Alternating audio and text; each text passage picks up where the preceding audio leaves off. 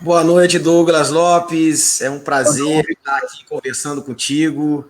Quero te agradecer por essa oportunidade para que a gente possa dialogar sobre essa questão da precariedade dos acolhimentos institucionais. Converso hoje aqui com Douglas Lopes, ele é diretor da Rede de Abrigos, que dá suporte técnico e operacional às instituições envolvidas com a aplicação desta medida de proteção por meio de projetos ou ações desenvolvidas a partir de uma compreensão aprofundada de política de acolhimento. E é isso que a gente vai dialogar aqui, né, bem como a situação desse acolhimento. Douglas, antes de mais nada, obrigado pela oportunidade, quero muito escutar, saber de fato o que é o acolhimento institucional, né? Porque às vezes as pessoas têm uma imagem um pouco distorcida e não entendem a profundidade e a importância desse acolhimento, né? E que vocês fazem um trabalho belíssimo, né, nessa ligação, que é fundamental e imprescindível, né? Bom, antes de mais nada, boa noite e obrigado e grato aí por esse bate-papo. Nada que isso. Boa noite também. Eu queria agradecer pela oportunidade de estar aqui, de estar falando sobre o nosso trabalho, falando sobre o acolhimento institucional de criança e adolescente, no que consiste. Eu acho que esses espaços são essenciais de conversa de política pública, para que as pessoas possam se inteirar, para que as pessoas possam ouvir, entender um pouco mais sobre não só essa política pública, como outras. Eu acredito que esse espaço existe com outras discussões também, mas eu acho essencial para que as pessoas possam se inteirar, participar e se envolver na formulação, na discussão de políticas públicas e nessa compreensão para que a gente possa construir políticas públicas melhores e para que a gente possa criar uma sociedade mais democrática, né? Com a participação popular.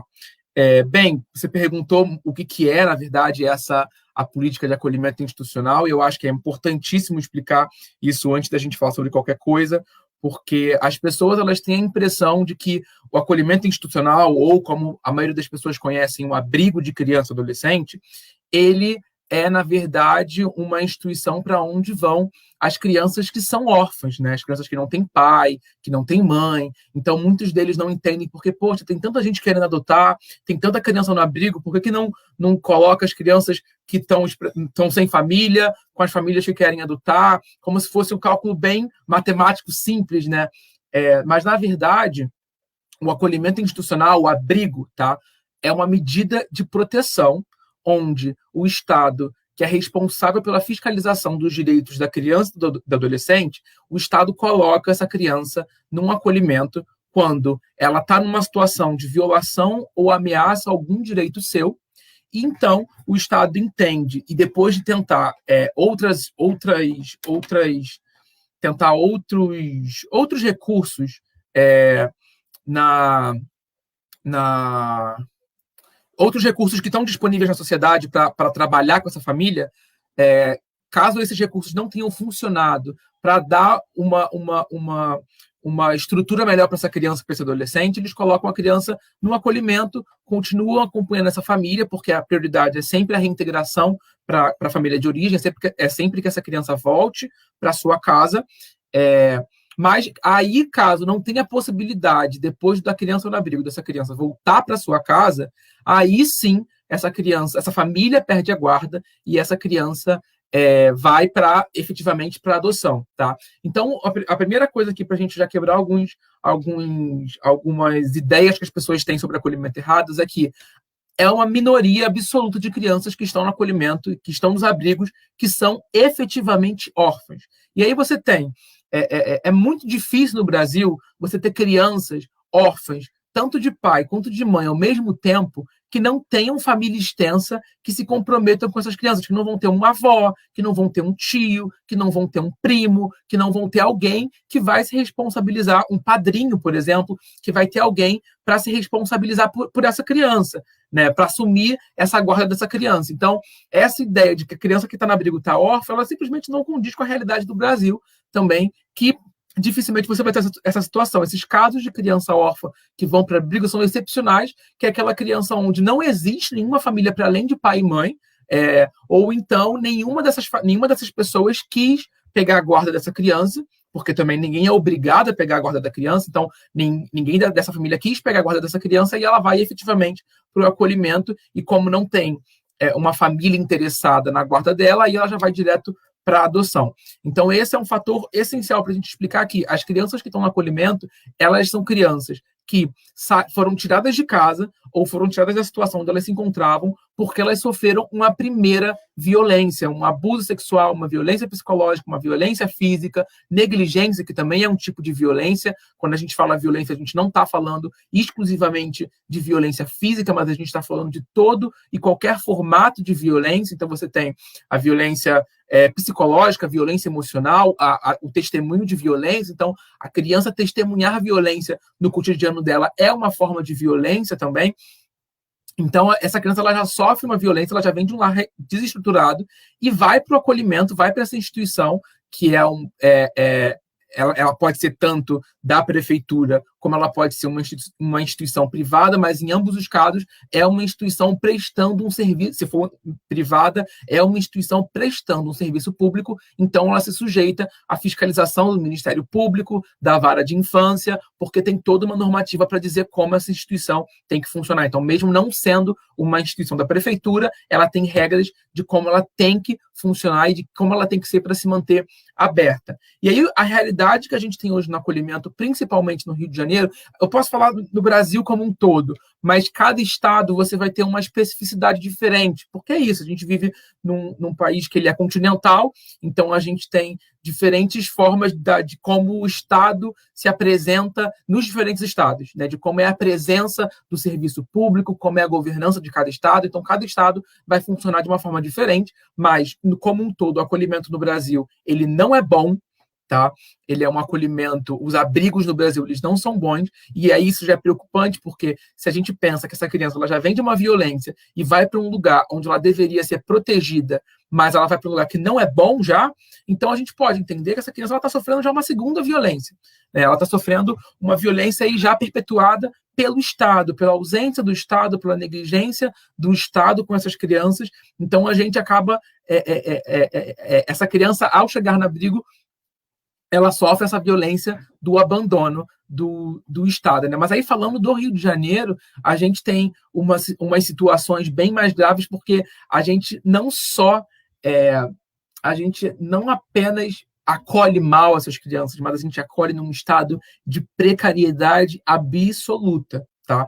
Eu comecei, mas eu nem me apresentei porque você fez a pergunta, mas eu dirijo a Rede Abrigo, eu sou um dos fundadores da Rede Abrigo, que já está funcionando há 4 anos, mas eu trabalho há quase 11 anos com acolhimento de criança e adolescente. Então, eu não comecei agora, apesar da minha pouca idade, eu trabalho já há bastante tempo com o tema.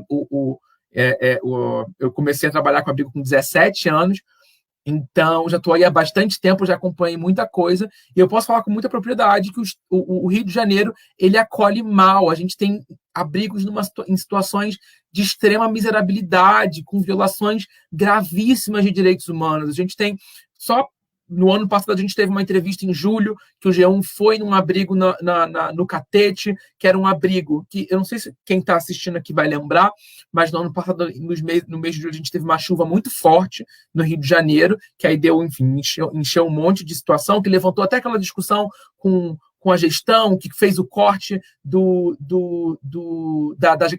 da manutenção das galerias, e aí o Crivella cortou a manutenção das galerias, e aí teve a enchente, eu lembro muito, muito bem disso. E aí esse abrigo especificamente, ali no Catete, o abrigo, gente, é do lado do Palácio do Catete. Então, assim, não é numa região nobre da cidade, e é super visível essa instituição. E num lugar super histórico também, né? E aí o abrigo, o que aconteceu com o abrigo? O esgoto do abrigo entupiu, e o que aconteceu é que o esgoto fazia refluxo. Então, quando davam descarga, quando abria um chuveiro, dava refluxo no esgoto e o esgoto inteiro voltava. Mas não era só no banheiro, porque tinha um vazamento em algum lugar, então o esgoto enchia a casa inteira. O esgoto enchia a casa inteira. Aí era um abrigo de meninas e adolescentes. O abrigo ele amarrou uma mangueira na trave da quadra, que era onde as meninas tomavam banho. Então, assim, que Que direito humano é esse que a gente está dando para essa menina que toma banho numa quadra poliesportiva, numa mangueira amarrada numa trave? Isso no catete. Isso no catete. Eu não estou falando de nenhum espaço nos confins do Rio de Janeiro, não. Eu estou falando isso no catete. Ou a porta quebrada, qualquer pessoa podia entrar naquela instituição, sabe? E aí, enfim, o que a prefeitura conseguiu fazer com essa instituição naquela época foi desentupiu o esgoto, trocou a porta, só que a própria condição do abrigo já é uma condição extremamente deplorável. Eu sempre fiz questão de frisar isso nos encontros que eu tinha com o poder público. Eu falava assim, gente, vocês têm que entender uma coisa, o catete, essa instituição no catete, não é questão de se vai acontecer um desastre, é questão de quando vai acontecer um desastre. As fiações estão expostas, quando chove, vaza a água cai pelas canaletas de eletricidade. Então, assim, isso não é uma condição de proteção. Apesar de você dizer aqui, uma medida protetiva, não é condição de proteção. Isso não é proteger.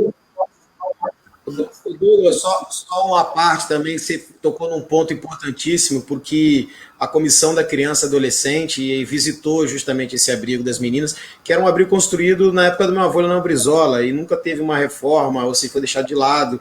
Um detalhe que chamava atenção ali, claro, de toda a precariedade do ambiente, que você descreveu muito bem, inclusive a gente botou no relatório da comissão e encaminhou ao Ministério Público. Quando chovia, as meninas tinham que ficar de guarda-chuva, sabe? Quer dizer, e o que era pior era os trabalhadores que estavam ali dentro, precarizados, com salário atrasado, não pagaram 13º, pouco funcionário, quer dizer, um descaso total. Olha aqui algumas fotos que a gente tem do relatório, até que incluímos. Quer dizer, não tinha privacidade nenhuma para as meninas, a fiação expostas, tudo quebrado por dentro, ou seja, condições de higiene, habitabilidade, segurança, ou seja, estrutura imobiliária, mobiliárias danificadas, portas, janelas quebradas, ou seja, não tinha iluminação, ou seja, manifestando risco à integridade das acolhidas, ou seja, uma cena de filme de terror, né, Douglas? Você descreveu, e eu presenciei isso, e é bom que tu puxa esse fio da história, porque a gente visitou alguns abrigos, e sinceramente, a questão, assim, é de doer o coração, o tamanho do descaso, né, da autoridade, da prefeitura, no caso, né, e a gente via que tinha muita questão trabalhista, questões graves, né, a baixa remuneração dos profissionais que tinham fazer esse acolhimento, né, a extensão daquilo para fazer reintegração, que você coloca muito bem, né, que é o abrigo, e ali você via que não tinha, elas ficavam soltas, sem uma orientação, né, sem uma questão educativa, ou seja, uma das meninas, inclusive, chegou a falar, relatar para a gente, né, que isso aqui é um verdadeiro inferno. Né?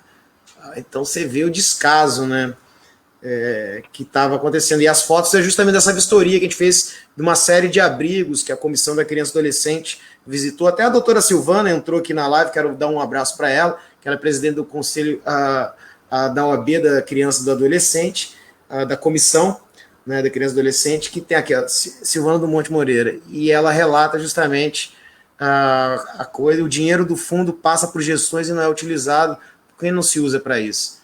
Pois há muita política, há muito uso político da máquina eleitoreira nessa gestão, essa é a grande verdade, né, Douglas? E assim, eu não vou falar, o Leonel, que não é nenhuma questão de descaso. Para mim, isso é caso de ONU. Isso são violações gravíssimas de direitos humanos, são violações gravíssimas da Convenção do Direito da Criança, que o Brasil é signatário, o Brasil assinou esse tratado. Então, assim, e isso não é uma coisa que ninguém sabia, é uma coisa que está todo mundo sabendo. Nunca foi segredo para ninguém. Não só o catete, como as outras instituições da prefeitura nunca foram segredo para ninguém. Uma instituição que ficava na Praça da Bandeira era um quarto para 18 meninos. Gente, um quarto para 18 meninos, isso não é uma casa. E aí as pessoas podem até falar, mas o abrigo realmente não é para ficar muito tempo, o abrigo é permanência curta. Mas eu acho que tem uma coisa que é muito importante pensar aqui é que a criança, ela de fato, ela tem que ficar pouco tempo, a gente tem que lutar para isso. Mas caso a criança não volte para casa e caso a criança não seja adotada, que é uma outra questão, que a gente tem algumas outras questões com a adoção, mas nem toda criança que está para adoção, ela vai ser adotada, tá? Se a criança ela não volta para casa, eu estou achando a câmera. Se a criança não volta para casa e ela não é adotada, ela vai ficar no abrigo. Porque por mais que o ECA diga que ela só pode ficar 18 meses no acolhimento, se não tiver opção para ela, ela vai ficar 2, 3, 4, 5, 6, 7 anos no acolhimento, até ela completar 18 anos e sair. Então, eu acho que também a gente tem que começar a pensar um pouco, e com mais afinco, que existem crianças que vão ficar em longa permanência em acolhimento. E eu acho que isso eu acho que você pensar isso é você lidar com a realidade. Porque você tentar que você dizer que a criança tem que ficar 18 meses e aí você não trabalhar com a possibilidade, porque está na lei, e aí porque está na lei você não trabalha com a possibilidade da longa permanência, porque se está na lei que ela tem que ficar 18 meses, então por que eu vou construir um programa de longa permanência? Se está na lei que ela tem que ficar 18 meses. E eu acho que a gente tem que considerar que é utópico você pensar que eu vou resolver esse caso em 18 meses. Nenhum país do mundo resolve isso em 18 meses. A Noruega, que é um dos primeiros países, eu falo muito isso, porque eu acho que uma coisa que a gente falha muito é não estudar o que os outros países estão fazendo e qual é o sucesso e os insucessos deles. Porque a gente pode trazer isso para a nossa realidade, adaptar, obviamente, porque o Brasil é muito diferente. A Noruega é gigantesco, o Brasil é um país. A Noruega é pequena, é minúscula comparado ao Brasil. O Brasil é um país continental, mas a gente tem que pegar essas experiências e ver como é que a gente pode aplicar na nossa realidade. A Noruega, eles trabalham, são um dos países que está no topo de proteção à infância. Eu posso passar a lista, tem um relatório da Save the Children de 2019 listando os países que mais protegem a infância. O Brasil está em 99º, tá? A Noruega está em 3º lugar, se eu não me engano, está em 2º ou em 3º lugar nessa lista, acho que está em 3º lugar de proteção, vem Singapura, vem Finlândia e Noruega. Tá? A Noruega, eles a partir de 12 anos, eles já estão trabalhando com a possibilidade de longa permanência. E até os 21 no acolhimento deles. A criança ela fica até os 21 no acolhimento dele, aqui, o adolescente, né? Então, com 12 anos, eles já estão pensando na possibilidade de longa permanência, em casas específicas e preparadas para longa permanência. Aqui a gente caiu nessa de que, não, só vai ficar 18 meses, as casas são sucateadas, as casas elas não têm o mínimo de condições de atender essa criança, esse adolescente, né? E aí ela fica...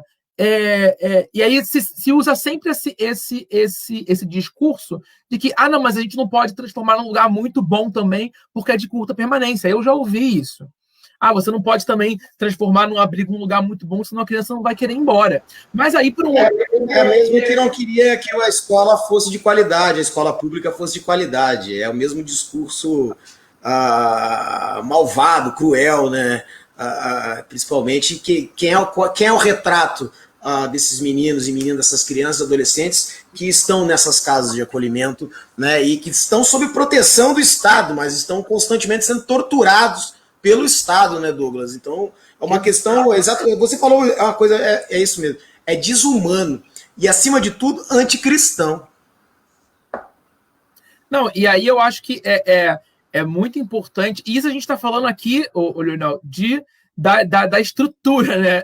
A gente começou a falar da infraestrutura, a gente nem acabou nem entrando muito mais. Eu nem falei ainda da questão de capacitação profissional, a gente está falando do sistema como um todo, mas é muito importante frisar que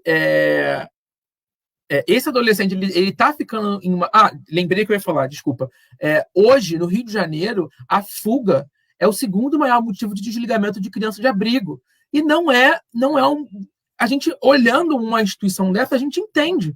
Porque eu não ia querer ficar numa instituição dessa, onde eu não tenho privacidade, onde meu armário é um armário de vestiário de academia, que era o caso lá da casa do Catete, e como um todo também. Você fez uma vistoria nos acolhimentos, você pode dizer, mas aí você não tem um espaço adequado para guardar suas coisas, você não tem um espaço de privacidade, você não é trabalhado, na sua identidade, na sua especificidade. E aí eu vou dizer uma outra coisa. Eu aplaudo muito os profissionais que atuam no acolhimento, porque equipes técnicas, educadores sociais, diretores, assessores, que são pessoas completamente abnegadas, que se dedicam muito no trabalho que elas fazem. Eu até hoje só conheci pessoas maravilhosas trabalhando no acolhimento, muito dedicadas, muito competentes, porém, que não dão conta, por conta de uma sobrecarga de trabalho, de tudo que exige. Então, assim, o acolhimento, a gente tem uma questão, uma série de questões burocráticas que tem que ser preenchidas, e eu não tenho problema nenhum com a burocracia. Eu acho que a burocracia, quando é uma burocracia inteligente, uma burocracia funcional, ela é super bem-vinda. Ela é super bem-vinda. Agora, essa burocracia que eles estão executando é uma burocracia que é grande, que é necessária, sim, os relatórios e tudo mais, mas eu tenho que ter uma equipe maior. Eu tenho que ter uma equipe para burocracia. Se eu vou ter burocracia, e é uma burocracia que é necessária, então eu tenho que ter uma equipe para burocracia e uma equipe para cuidar da criança. Eu não posso admitir, em hipótese nenhuma, que o abrigo seja um depósito de criança. Seja um lugar onde você tira a criança da sua família, tá? Onde você criminaliza a pobreza, porque o recorte que a gente tem do acolhimento ele é muito claro. O acolhimento ele possui um recorte racial, ele possui um recorte de gênero muito claro. Tá? Então, você vai pegar o censo do Ministério Público, você vai ver que 80% das crianças são negras no acolhimento. Né? Eu só não posso te falar qual o recorte geográfico, porque o Ministério Público não faz esse censo, para a gente não libera, mas aí a própria Rede Abrigo está tomando a iniciativa de tentar, junto aos abrigos, a gente vai passar por um comitê de ética agora, da nossa pesquisa, para a gente poder tentar identificar qual é o recorte geográfico também. Porque é importante eu saber, e é importante a sociedade saber, é importante você, como parlamentar, saber qual é o território que está vendo essa criança. Até para que a gente possa traçar políticas públicas adequadas, para que fique uma agenda constante, seja uma agenda de Estado, e não uma agenda de determinado prefeito, governador, e ela seja como um todo, né? E você fala uma coisa que a gente constatou viu presencial essa questão de funcionários incompletos, né? O assédio em cima dos trabalhadores, que, poxa, se tem uma dedicação assim enorme, salários baixos, ambiente precário, lidando com uma situação emocional, uma carga emocional assim. Olha, não tem como você não sair com uma carga emocional quando você faz uma visita a esses abrigos. E quem você lida diariamente com isso, eu fico imaginando, e eu perguntava para os trabalhadores, mas, poxa, como é que às vezes você suporta essa carga toda aí que jogam em cima do teu colo para que você resolva, né, com um ambiente precarizado de trabalho, salário baixo, às vezes salário atrasado, ou não paga o 13º, às vezes até inclusive com assédio, fazendo que trabalhe, ou poucos funcionários. A gente viu muito disso nas visitações, né? Ou seja, as pessoas que trabalham com muito esforço e péssimas condições de trabalho, né? E por falta de política pública, né? Que você está fazendo esse fio da história justamente para que se possa materializar uma agenda política de fato, né? Ou seja, uma política de Estado por o abrigo, né? Exatamente. E aí quando você vai para os profissionais, tem essas questões que você falou, é um profissional que ele não é valorizado, é um profissional que recebe pouco, e aí a gente tem uma outra dificuldade muito grande, que é uma construção contínua de uma prática profissional, porque esse profissional que ele está ali, essa pessoa precisa comer, essa pessoa precisa ter a vida dela, pagar as contas dela, ela não vai viver de amor. Muito lindo o meu trabalho cuidando de criança, mas a pessoa tem a vida dela. E é muito legítimo isso. Ela se preocupar com ela e com a sobrevivência dela também.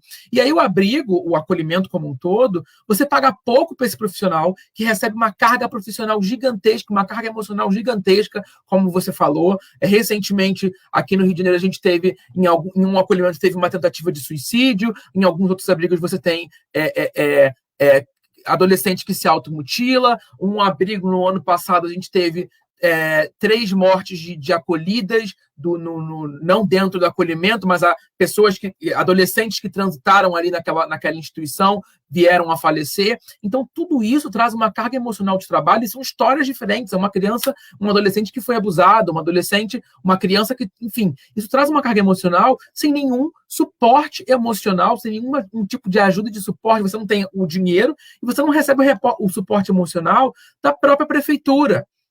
Por quê?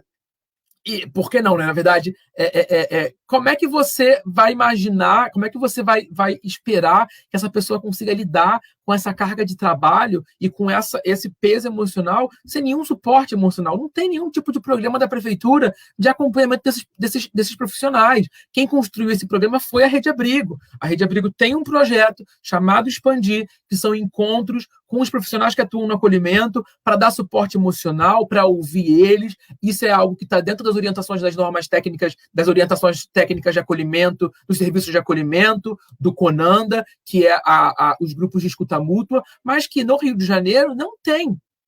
Pode ser que uma instituição, uma ou outra, faça um encontro ali de equipe, que é outra coisa completamente diferente. O encontro de equipe não é o grupo de escuta mútua e não é capacitação. O encontro de equipe é uma prática da rotina da organização, onde você vai discutir caso, onde você vai discutir as normativas da instituição, e isso quando tem, porque muita instituição não tem encontro de equipe, o que é muito grave, tá? Você existe questões na prática profissional mesmo, que os educadores não conseguem ter muita conversa com a equipe técnica, mas essencialmente falando, a culpa disso não é de quem está aqui trabalhando, é de quem está responsável pela política pública, é de quem está alocando recurso. Porque o problema todo, não adianta você chegar e fazer todo mundo dar as mãos e pedir perdão em roda, não que isso nunca aconteceu, é um exemplo, tá? Mas assim, não adianta você vir com umas soluções práticas meio mirabolantes, e aí quando você vai... mas aí você não deixa o recurso para fazer as coisas, para você trabalhar. Você precisa de mais gente trabalhando. Você precisa de profissionais mais capacitados, trabalhando com essas crianças e esses adolescentes. E aí, capacitados no sentido de capacitação básica mesmo, de você entender o que é um ECA, o que é direito da criança e do adolescente, o que é sistema de garantia de direitos, né? Para além disso, você entender práticas profissionais, como você lida com uma criança acolhida, psicologia, etapas de desenvolvimento, que são coisas que estão nas próprias orientações, mas que esses profissionais não recebem a capacitação. Eu nunca vou esquecer quando a gente começou a trabalhar com capacitação na Rede Abrigo, que uma profissional chegou para a gente e chegou para a gente e falou assim, olha, a gente teve capacitação sim, mas a única coisa que eu lembro da capacitação é que eles falaram para a gente não gritar com as crianças. Ponto. E isso eu acho que o que é muito importante, é uma discussão que a gente tem muito forte na Rede Abrigo quando a gente está trabalhando com capacitação, eu preciso trazer um conteúdo que seja relevante para esse profissional e que faça sentido na vivência dele. Né? Não adianta eu chegar mais uma vez, as crianças estão tacando fogo nos colchões, aconteceu já, isso é fato concreto. A criança está tacando fogo no colchão.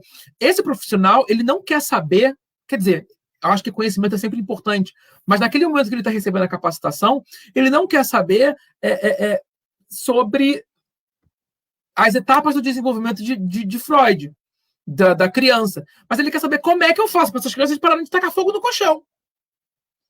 Então, assim, e pode ser que quando eu vou entrar nas etapas de como eu posso fazer para a criança parar de tacar fogo no colchão, eu fale das etapas de desenvolvimento da criança de Freud, mas a coisa tem que ser menos conteudista e mais prática, mais a mão na massa, para esse profissional poder entender com o que ele está lidando. Porque você chegar e falar, não pode gritar, quando a criança está pegando a pedra e tacar no vidro e começar a quebrar a casa, que acontece, as crianças elas quebram as casas. Isso acontece, vocês imaginam, são 20 crianças que sofreram uma violência, foram tiradas da sua casa, estão num acolhimento com 20 adolescentes, 20 crianças que eles não conhecem, com pessoas que eles nunca viram, que não explicam para eles o que está acontecendo, e que não, e quase como um depósito. Cara, você se revolta, isso é completamente compreensível.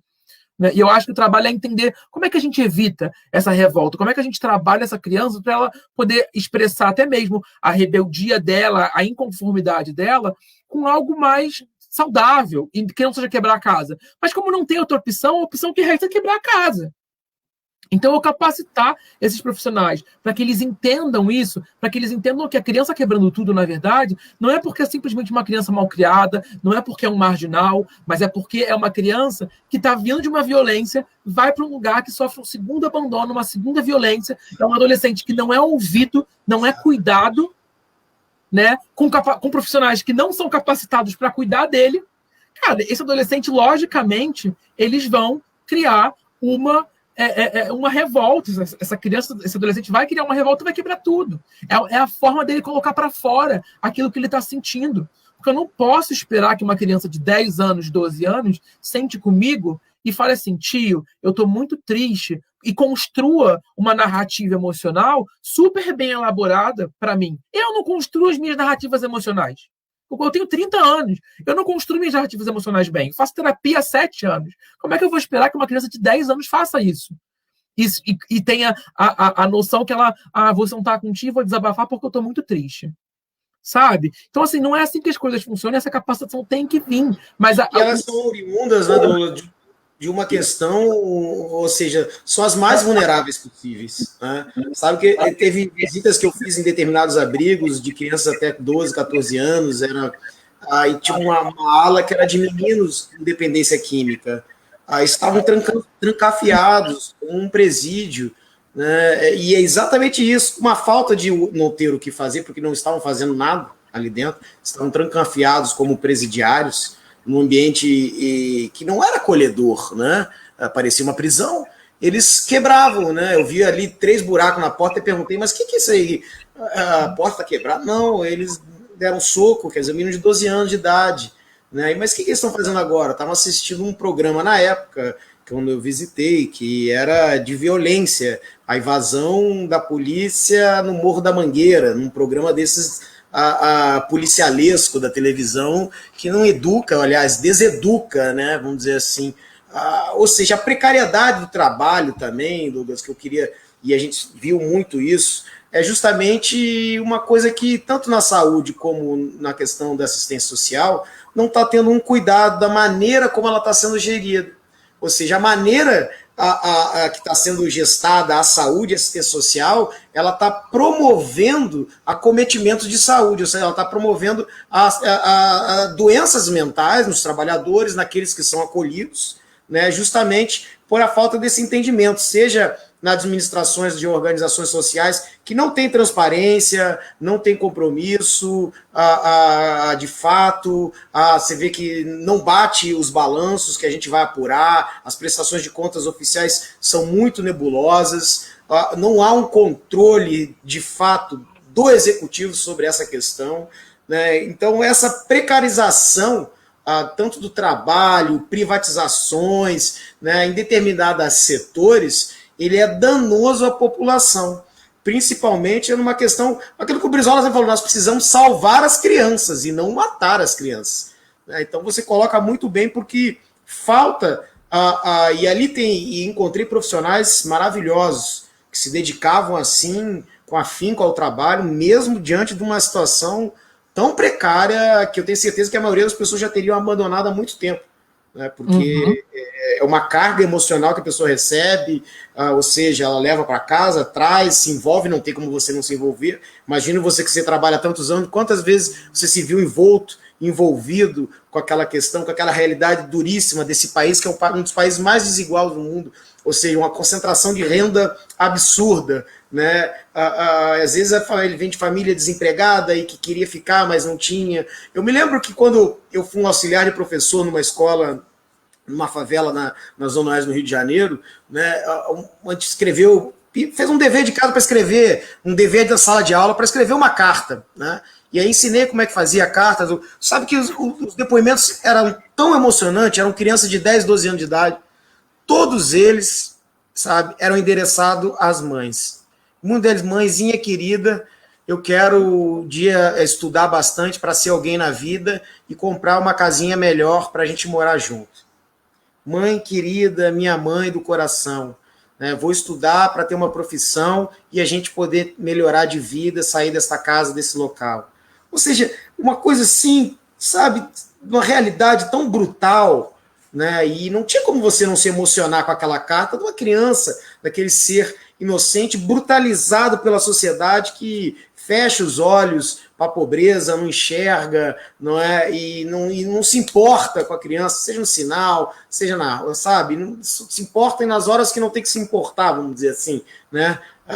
Ou seja, então aquilo ali para mim foi muito chocante, né? Porque essa ligação, você vê que tem essa ligação com a família. Eu sei que nem você falando, não existe, é mínimo essa de não ter uma família, alguém que possa acolher, ou seja, o papel do Estado de não fazer, né, essa ligação, de voltar, criar o ambiente, ou seja, como é que eu vou chegar num local, eu não tenho nem armário, meu cantinho, quer dizer, eu não tenho canto algum, não é? Eu não tenho canto algum, eu não sou ninguém, ninguém me ama, se eu sou tratado assim, né? Imagina a gente, nós aqui nos sentimos nós somos um ser, sentimos, as emoções são os grandes reguladores da nossa vida. Você imagina um ser em formação, né? Ali o quanto ele é renegado, você imagina a violência diretamente, pô, eu não sou ninguém, eu não presto, então não tem lugar, ninguém me acolhe, e a carência é enorme, você sabe disso, você vê, cadê o abraço, o beijo, né, o carinho, né, o amor, né, e isso vai embrutecendo as crianças de uma maneira tão cruel, né, que de fato a estrutura não está adequada, como você falou, no Brasil, também por uma falta de um comando nacional, né?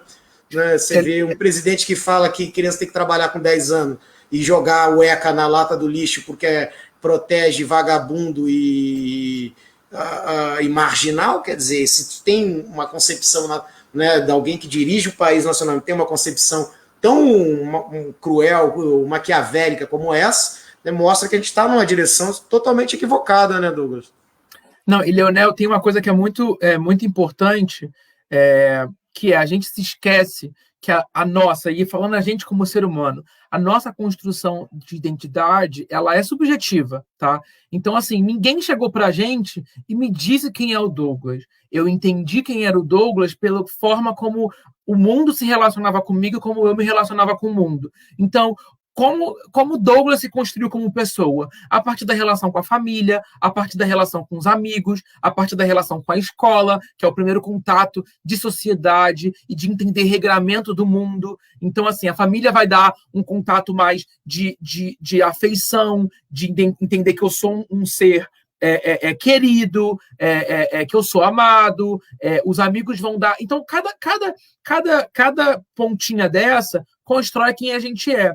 Essa criança acolhida, a gente tem que lembrar que, primeiro, ela sai do ambiente onde da família dela. E aqui vale a gente lembrar uma coisa muito importante, que é a criança ela não tem ponto de referência da família ser boa ou ruim, tá? Então, assim, na maioria dos casos, a criança ela ama muito a mãe dela.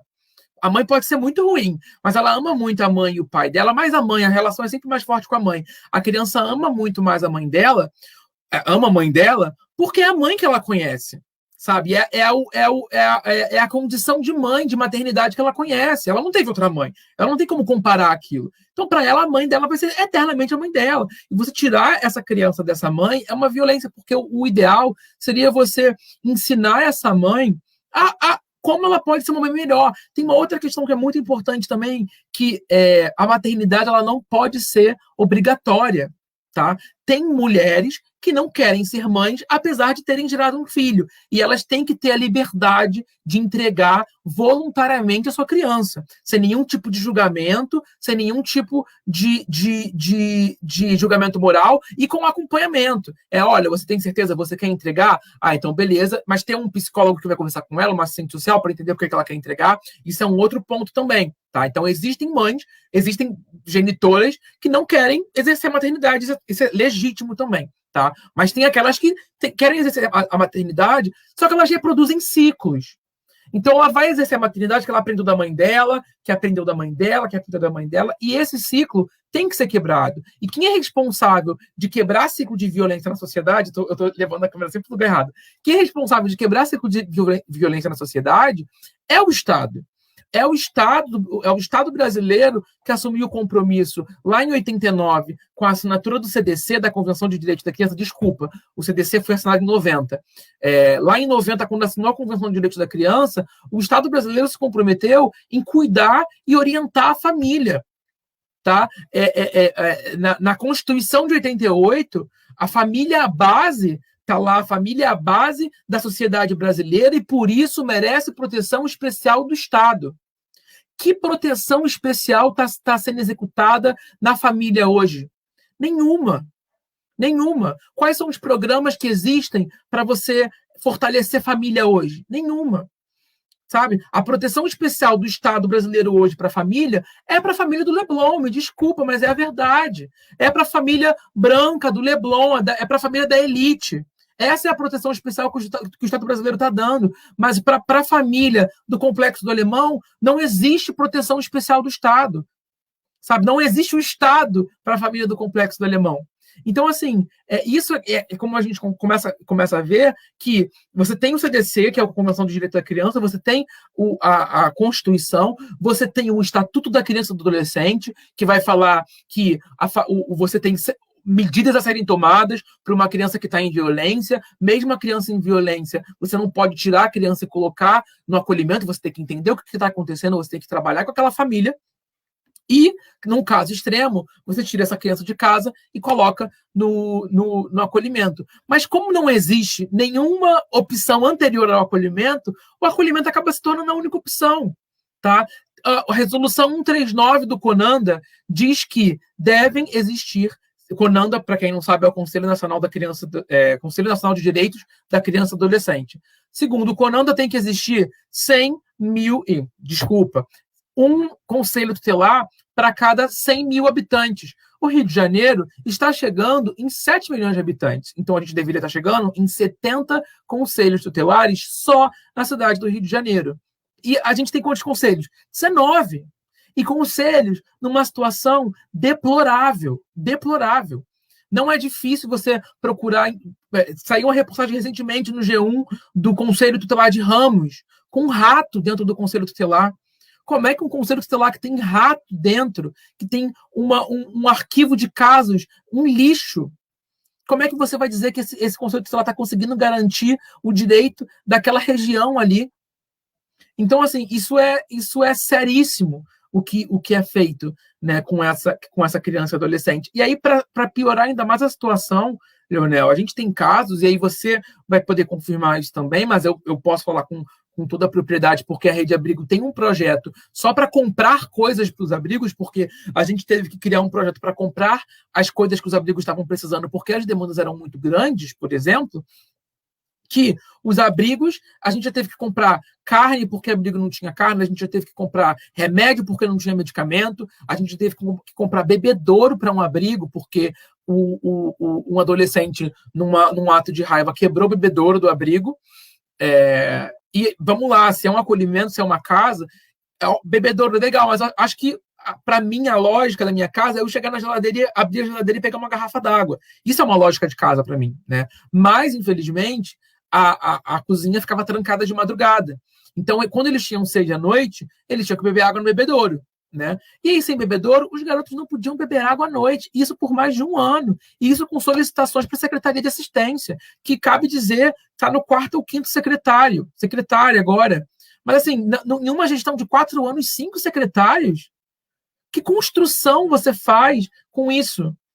Então, você tem uma alta rotatividade nos abrigos já, porque o abrigo não o acolhimento não paga o que deveria pagar, o acolhimento não dá uma segurança de trabalho boa, então as pessoas que estão no acolhimento não são pessoas que constroem carreira no acolhimento, tá? Algumas até são, mas são pessoas que normalmente são concursadas, ou seja, que estão na assistência da prefeitura, então constroem carreira, mas fora isso, as que não são concursadas não ficam muito tempo, porque arrumam um emprego melhor mesmo, e assim, não pensa 2 vezes em sair do acolhimento, porque como é que você trabalha com uma situação dessa?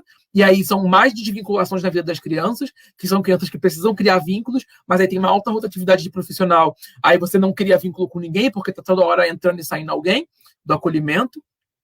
E aí, cara, faltando comida no acolhimento, faltando água no acolhimento, faltando papel higiênico, Leonel. Eu tive que fazer uma campanha... Às vezes comida estragada, Douglas. Eu tive que fazer uma campanha no passado para comprar papel higiênico para um acolhimento, sabe? Abrigo me pede toalha de banho, abrigo me pede roupa de cama, abrigo que corta sabonete em 4 para render mais. Isso não é vida digna, gente. Isso não é garantir a dignidade da criança. Isso é violação de direitos, isso é violência. Isso é violência. Então, assim, eu acho que trazer isso à tona é muito importante para mostrar como está a situação do Rio de Janeiro na proteção à infância mais vulnerável. A infância mais vulnerável, que é aquela infância que a gente chegou a intervir, que teve uma denúncia, que teve uma violência grave, a gente chegou a intervir. Mas isso sem contar que a gente tem uma outra questão também de negligência gigantesca com outras crianças que o Estado nem chega. A intervenção nem chega, a gente nem sabe o que está acontecendo. E aí, isso é um outro problema. Isso é um outro problema que cara, muitas vezes o poder público não consegue chegar nas favelas, nas comunidades do Rio de Janeiro. E aí, o que acontece? Se você, numa cidade com 2 milhões de pessoas morando em poder paralelo, seja favela, seja milícia, que são poderes paralelos ao Estado, 2 milhões de pessoas são quase 1/3 da população do Rio de Janeiro. É 1/3 que o poder público não alcança. E são as regiões mais precarizadas e mais vulneráveis. E aí eu espero que vocês entendam o que eu vou falar agora. A pobreza não é motivo para acolher. Não é porque a pessoa é pobre que a gente vai acolher a criança. Mas a pobreza é um fator de risco para a violência contra a criança. Tá? E, mais uma vez, a culpa disso não é da família, é do Estado.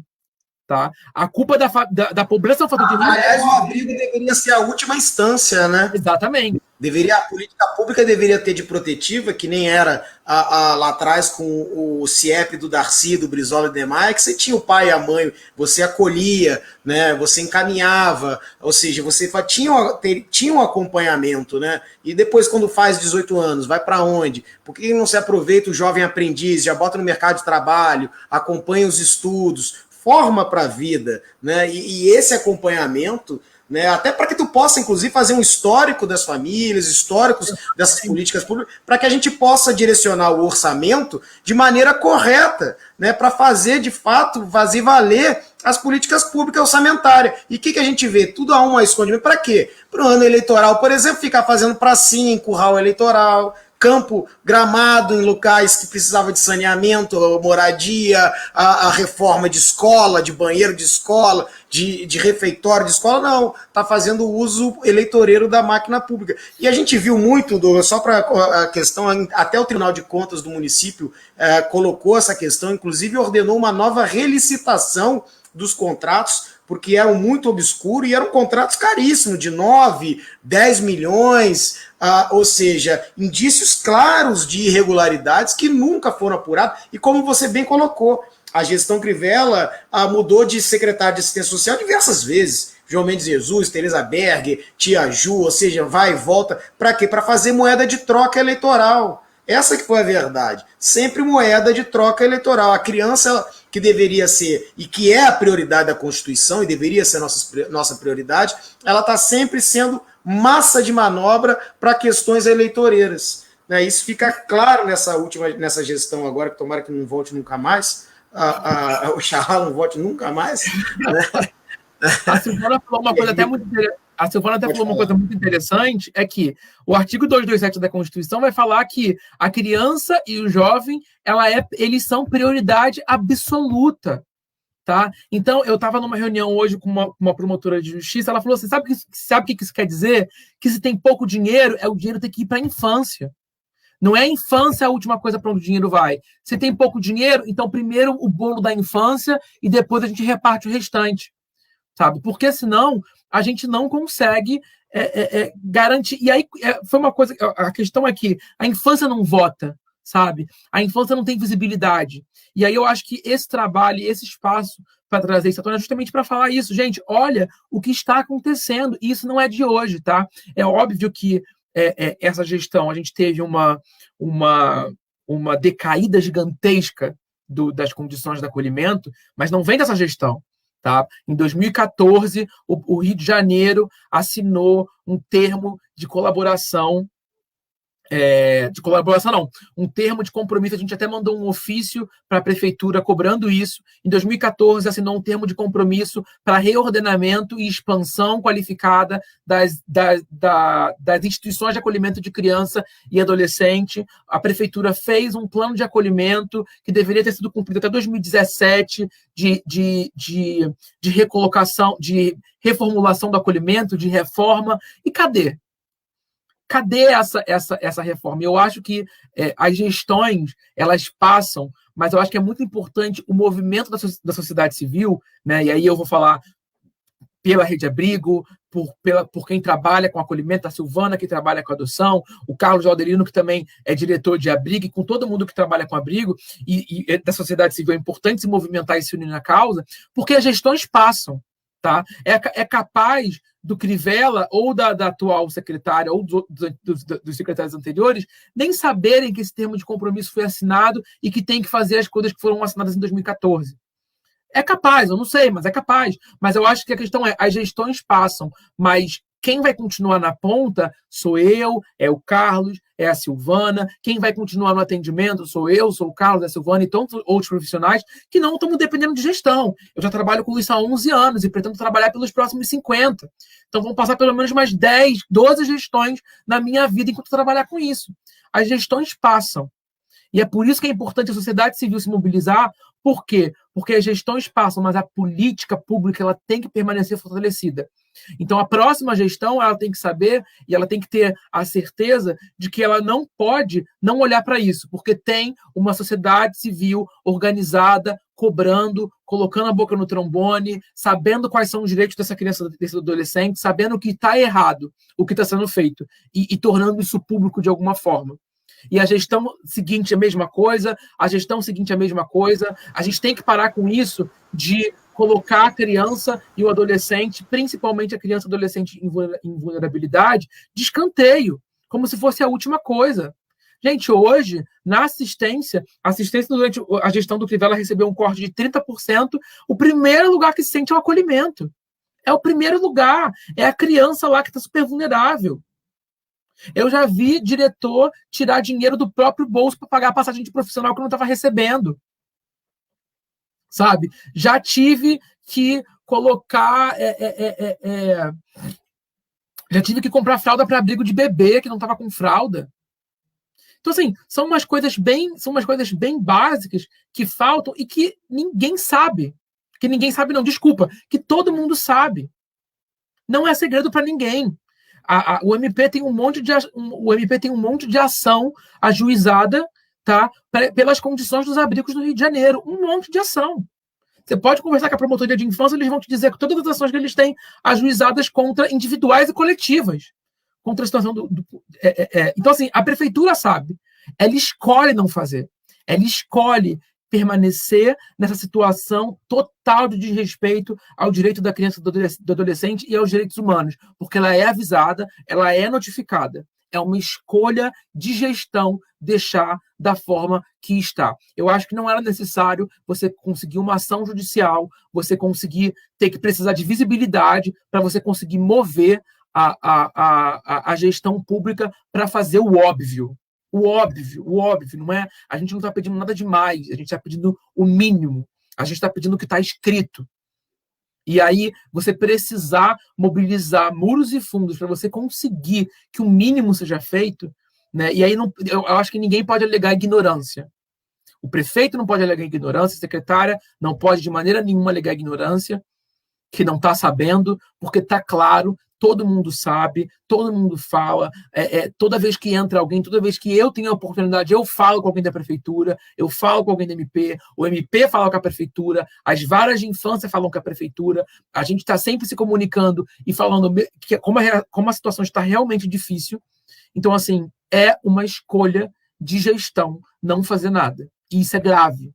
Isso é muito grave. Não, e é cruel, né, Douglas? E ele tem esse diálogo justamente com essa política neoliberal, né? Que, ou seja, a favela como prisão e a prisão como favela, ou seja, o consumidor falho vai presídio, ou seja, não há importância nesse sentido, né? E se possível excluir, fazer uma eugenia, faz também. Isso fica claro, ou seja, a política neoliberal ela só funciona com pancada nos pobres porque eles não vão inserir economicamente o pobre no mercado de trabalho para que possa ter ascensão popular econômica. Isso fica claro.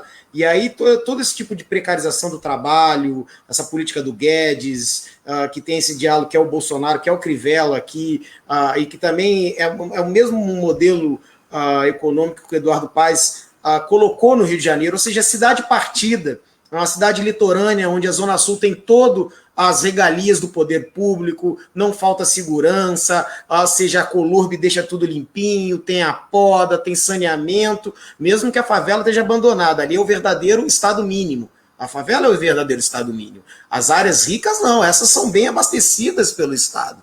Essa que é a verdade. Então essa lógica de cidade partida, com muros, segregada, onde a especulação imobiliária está dando as cartas das políticas públicas, aí você constrói parque olímpico do que depois não funciona, você quer construir agora a escola cívico-militar, uma única escola que não tem diálogo com o resto da rede, em vez de reformar as escolas, melhorar o salário dos professores, o ambiente de trabalho, o ambiente das merandeiras, ou seja, reformar as escolas que estão totalmente precarizadas, ou seja, é um modelo que vem há muito tempo na cidade do Rio de Janeiro e que está criando um problema grave lá na frente. Ou seja, aquela frase do Darcy lá atrás, que há mais de 20 anos ele dizia, olha, se não cuidarmos das nossas crianças hoje, no futuro nós vamos ter medo de criança. Se não construirmos escola agora, nós vamos fazer uma sociedade de presídios, muros, né? E a gente está em Bangu 27.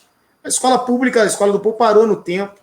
Né, o cuidado com a família, né, desde daquilo que o Darcy imaginou, desde o ventre materno, isso foi jogado fora, foi jogado para um terceiro setor, assim, para organizações sociais, que às vezes não tem compromisso, tem muitas sérias, isso de verdade, mas às vezes não conseguem participar por conta esses acordos do pano por debaixo do pano, de verbas públicas que não são fiscalizadas. O dia que passar o pente fino, né, de 2012, 2009 para cá, na assistência social, inclusive resgatando lá a patifada que foi do Rodrigo Betting, olha, talvez a gente consiga melhorar alguma coisa, porque se puxar esse fio aí, de fato, é muito problema e há muita irregularidade e há muita suspeita de corrupção, sabe? E com a criança, né, que não pode se defender, Douglas, que é uma maldade assim.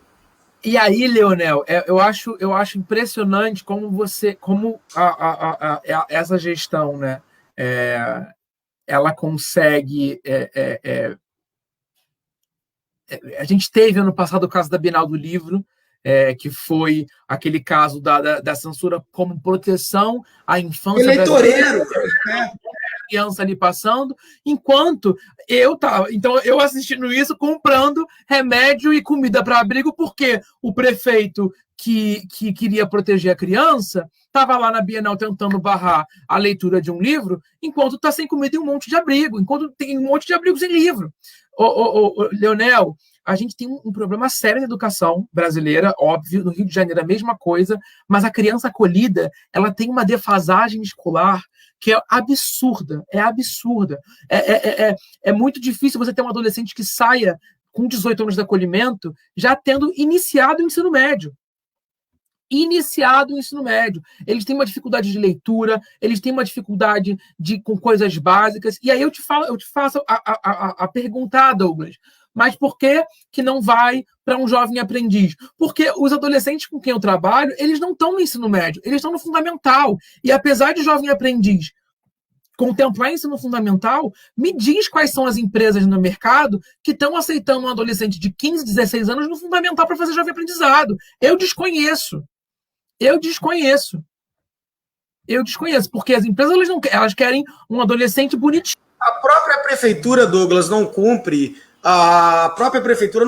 a lei que nós fizemos do jovem aprendiz, que obriga a prefeitura a contratar, né, com o terceiro setor, a todo o setor que é terceirizado da prefeitura, que ela contrate o jovem, sequer cumpre. Quer dizer, o Crivella que diz, vou cuidar das pessoas, que é, na verdade, uma grande enganação, é um marketing eleitoral que ele coloca, porque na prática, é isso que você colocou, na prática o Crivella não cuida, ou seja, só cuida dos interesses próprios, dele, do tio dele e da igreja dele.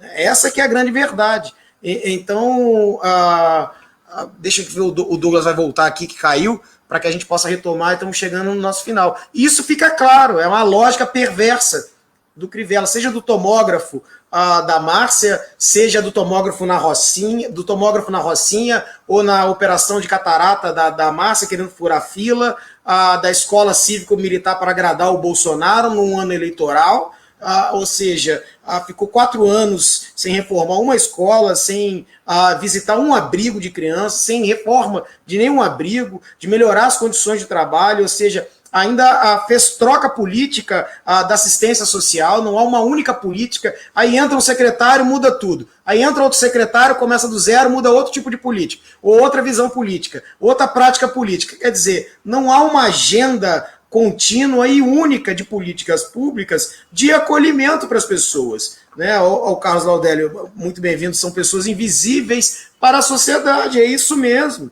e não querem ver, não querem enxergar. São crianças invisíveis. Né? E, no fundo, isso, se você tratar sobre uma lógica até econômica, o quanto que nós estamos perdendo na formação de doutores, de médicos, advogados, enfermeiros, técnicos de enfermagem, advogados, técnicos profissionais. Ou seja, como é que nós vamos evoluir como sociedade, sair do atraso e do subdesenvolvimento, se nós não investirmos naquilo que é o que deveríamos ter por obrigação, e como manda a Constituição por obrigação, que é o futuro do país, que são nossas crianças. Se não investirmos na criança e não cuidarmos dela, que futuro vamos ter?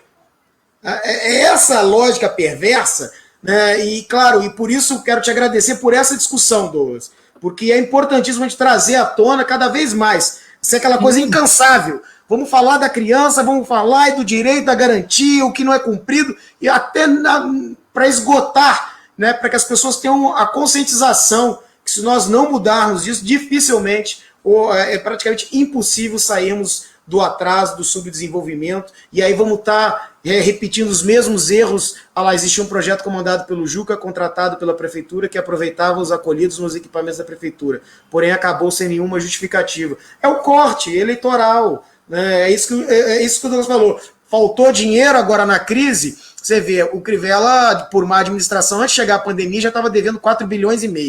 Né? Com a crise agora da pandemia, teve que gastar mais 2,5 bilhões. E ainda tem o dinheiro, só que o dinheiro que ele faz é para curral eleitoral. Essa que é a grande verdade. E aí, vale dizer uma coisa muito, muito importante aqui, que a prefeitura, ela faz... ela constrói a política, ela constrói o projeto, ela destrói o projeto e não consulta ninguém, tá? É isso. Tem um monte de gente aqui querendo construir, querendo ajudar, querendo participar dessa construção, mas é isso, ela constrói sozinha, e aí é uma premissa do poder público a construção de política pública democrática, mas a prefeitura, ela constrói as coisas, destrói as coisas, não consulta ninguém, fica por isso mesmo, um dia tem, o outro não tem, e beijo. É assim que a prefeitura... E essas licitações não têm transparência. Por que não são transmitidas ao vivo as licitações para que a população possa participar, para que todo esse setor que tem um trabalho formidável como o teu que faz, possa participar, possa ajudar, possa dar conselho, possa fiscalizar, para que nada saia e que chegue de fato na ponta, porque dinheiro tem. Na verdade, dinheiro tem. Ele, na verdade, não está querendo ser gasto com ela. Então, Douglas, quero estar chegando aqui ao final, mas eu quero te agradecer muito, as pessoas que entraram. Conta comigo nessa luta, é importantíssimo esse teu auxílio também, para que a comissão cada vez mais possa trabalhar e auxiliar, denunciar como a gente tem feito no Ministério Público. É uma questão de direitos humanos gravíssima, uma violação gravíssima, você colocou perfeito nisso, sabe? É de cortar o coração, e é que a gente não pode aceitar que essas crianças sejam invisíveis. Não podemos aceitar como sociedade, como seres humanos, né? Não podemos aceitar de maneira alguma. Então, eu quero te agradecer, te parabenizar pelo trabalho, por tornar essas crianças visíveis, né? Por existirem e mostrarem para a sociedade a importância, de fato, com a criança. Né? Leonel, tem um PL, não sei, de autoria, que trata de vaga no sistema S para egresso do sistema acolhimento socioeducativo. Precisa que esse PL se transforme em lei. Tem 2 projetos, sim, Silvana, eu acho que depois eu vejo. Eu tenho um até que era em parceria com a Marielle, que trata justamente sobre isso, de medidas socioeducativas. Mas a prefeitura, enfim, tudo que trata de criança, ela deixa para depois, porque é aquela lógica perversa da criança não votar, né? Então é o imediatismo. Douglas, suas considerações finais, é contigo. Quero te agradecer de mais nada, viu? Eu queria agradecer também essa oportunidade que você me deu aqui, que seu mandato me deu aqui para a gente estar nessa discussão. Eu acho que a gente tem que sempre trazer esse assunto à tona, a gente tem que falar sobre acolhimento, a gente tem que falar sobre essa criança que está tão invisível e sobre essa escolha de gestão de abandono da prefeitura já há alguns anos com relação a essa criança, e deixar bem claro para quem está gerindo, para gestor e para gestões que possam vir, que a gente não vai ficar quieto sobre o assunto, a gente vai tentar cada vez mais trazer o assunto à tona, porque isso não pode, de jeito nenhum, ficar mais debaixo dos tapetes. A gente completou 30 anos de ECA esse ano, e aí eu vou falar para vocês que estão ouvindo, 30 anos em comparação aos 490 anos anteriores do Brasil, sem levar em consideração a criança e o adolescente, é muito pouco. Né? Então a gente ainda está numa construção, e aí eu acho que a palavra que eu posso trazer para vocês, que quem trabalha com criança, 30 anos ainda é muito pouco para a gente desconstruir e construir uma nova forma de lidar com criança de novo. Mas então é uma palavra de vigor, né, gente? Vamos continuar, vamos trabalhar, porque a gente está construindo, dá trabalho mesmo, e a gente vai ter pelo menos muita mais construção, mas a gente tem que ter essa resistência para que esse trabalho, para que a gente não volte, a gente não jogue o ECA na latrina, como o presidente da República bem falou. A gente não pode, de maneira nenhuma, deixar que isso aconteça. E eu quero terminar com uma frase de um poema do Betinho, que eu amo muito, que é a frase final do poema, que ele diz: o fim da criança é o fim de todos nós.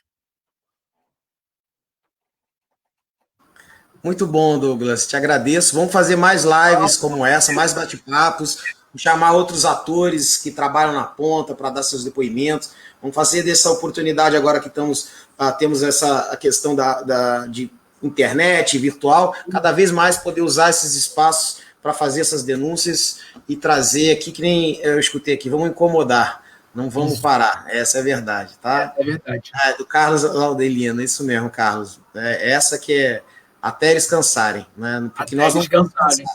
Exatamente. Nós não vamos cansar. Douglas, mais uma vez, muito obrigado. Obrigado você. Eu te agradeço muito. Uma boa noite aí, uma boa semana, e vamos retomar mais à frente esse mesmo debate com outros atores e mostrar a importância do cuidado, do acolhimento e da proteção à criança. Obrigado, viu? Parabéns. Obrigado a você. Tchau, tchau. Boa noite para todo mundo aí, viu? Boa noite. Tchau, tchau.